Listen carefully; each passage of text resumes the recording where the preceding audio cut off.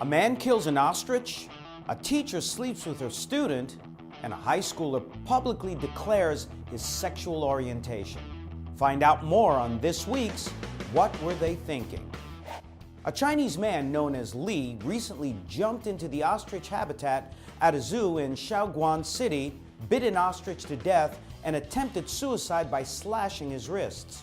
Suicide and suicide attempts are a very serious mental health issue, often requiring hospitalizations and, of course, psychiatric treatment. In the U.S. alone, more than 30,000 people commit suicide every year, and there are as many as 500 to 600,000 attempts. But when people attempt suicide in elaborate and bizarre ways, like Mr. Li, it's quite clear that it's a cry for help. But they're also likely experiencing some sort of a psychotic break, mania, or extreme depression. Quite often, alcohol or drugs reduce inhibitions and exacerbate psychiatric symptoms, prompting a person to follow through on the act. Jenilyn Garcia Calle, a 28-year-old New Jersey teacher, was arrested last week for having sex with a 16-year-old student in her classroom. She tried to flee to a recovery center in Florida, but was found and arrested. Why'd she do it? Female pedophiles like Garcia Calle delude themselves into thinking that they're in love with their young victim.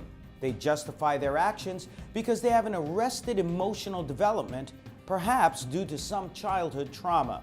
They need to feel either superior or at least equal to their young victims.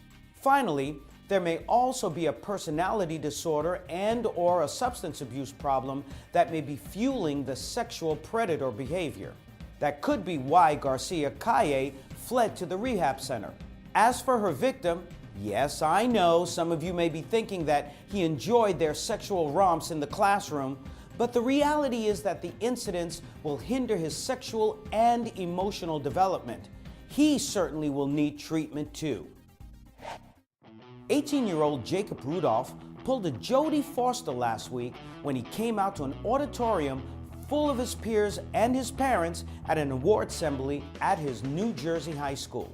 This is great news.